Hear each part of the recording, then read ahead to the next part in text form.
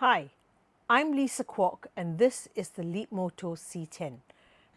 Leapmotor is yet another electric car brand from China.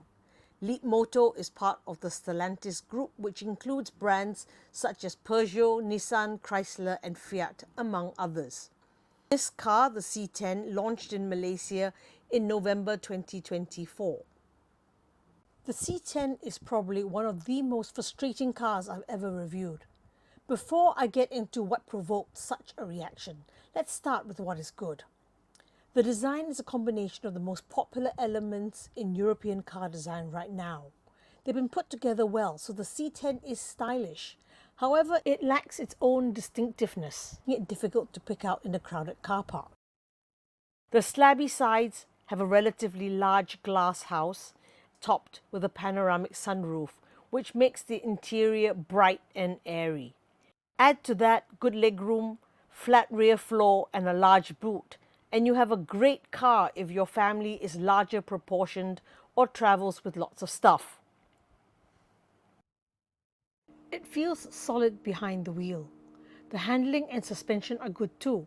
The suspension is Maserati tuned, by the way. The C10 is stable at high speeds and feels controlled when cornering.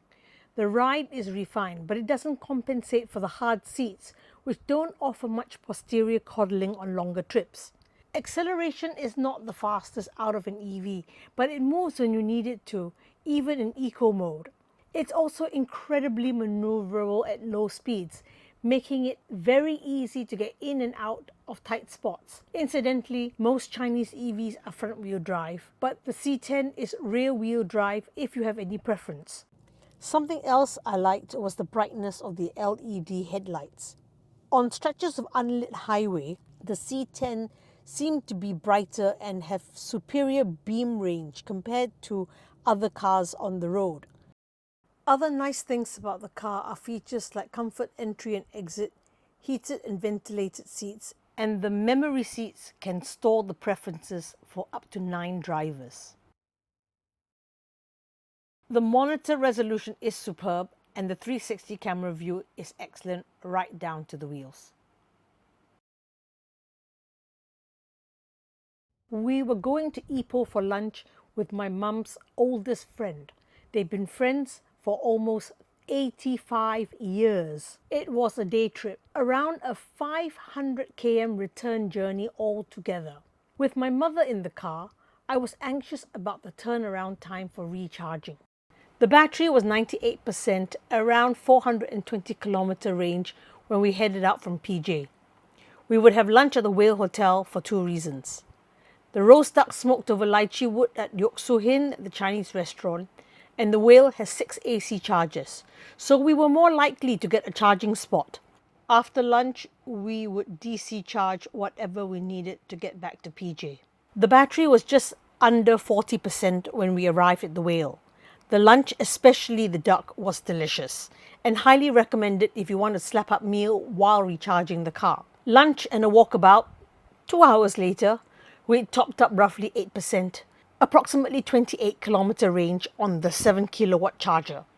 The Whale also has 22 kilowatt chargers, but the C10's maximum AC charging speed is 6.6 kilowatt.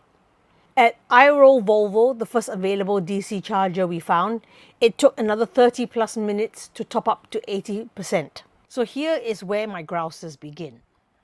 This is a D-segment premium EV SUV, and there's a premium price tag to go with it, $159,000. Yet, the C10 has the same charging speeds as EV SUVs, which are lower priced and a segment below.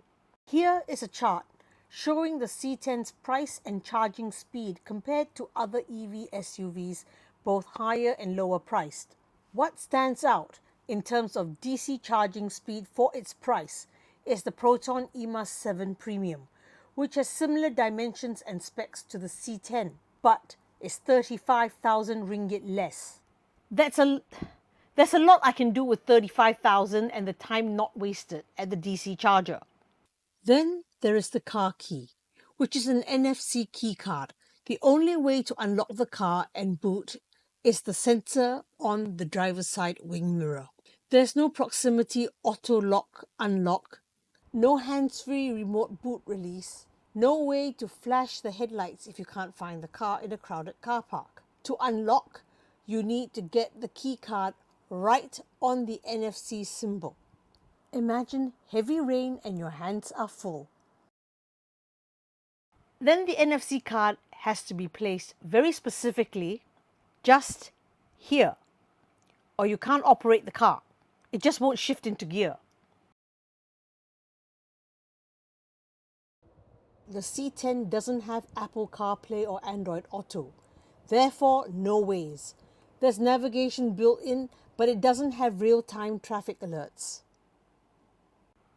Inside the C10 is minimalism to the extreme. The touchscreen monitor is the center of the C10 universe. But routing virtually every control through the screen is not the most user-friendly experience. Very few adjustments are a single action motion.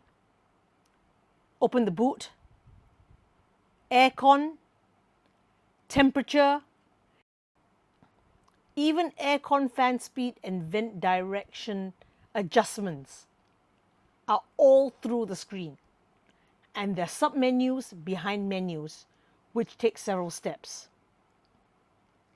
There are almost no buttons, knobs or toggles in the entire vehicle except for these for the window, these on the steering wheel, and these for the panoramic sunroof.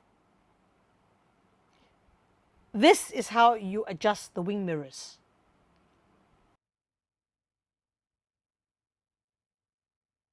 The only feature that cannot be adjusted through the monitor are the air vents for the rear passengers, who don't need to keep their eyes on the road. I can feel my blood pressure going up as I recount the frustration. At least Pearl was around to adjust climate control functions for me because Hi Leapmotor wasn't much help. Besides apparently not understanding the request, earlier inquiries had been met with evasiveness. Hi Leapmotor, I am listening. how do I connect Apple CarPlay? Multiple results are found. Which one do you want to choose? Is there Apple CarPlay in this car? Sorry, I haven't mastered this skill. On to my next peeve, which was the lack of tactile feedback on the inside door latch. My passengers would be pulling the latch, insisting that the doors were still locked because they couldn't feel the catch release. They just had to push. It was like being a midwife extolling them, push! My next grouse, the non-stop alarms, alerts and physical interventions. Look too long adjusting aircon fan speed, bleep, scratch my nose and an alert to take a rest comes up. This came up when I sneezed or coughed. Then the ADAS features. There are 16, but 3 in particular were exasperating. Intelligent speed assist and lane keep assist by default reset to on every time the car is restarted, and they would bleep, vibrate and correct my driving line. Most alarming was emergency lane keep assist, which even though deactivated would reactivate itself autonomously to wrench me back to the center of the lane whenever I tried to veer slightly to avoid drivers inching into my lane on the highway. Of course, with a bleep and message flash to add to my shock. The C10 was like driving an authoritarian regime. There are a few other things like the less than stellar sound system and sweaty artificial leather seats, but by this stage they're inconsequential. For drivability, I give the C10 4.5 out of 5. For livability, a resounding 2. But you don't have to take my word for it. Get a test drive and see for yourself. You really might not agree. Let me know in the comments below. So, until the next time, stay safe on the roads, and until the next car, bye!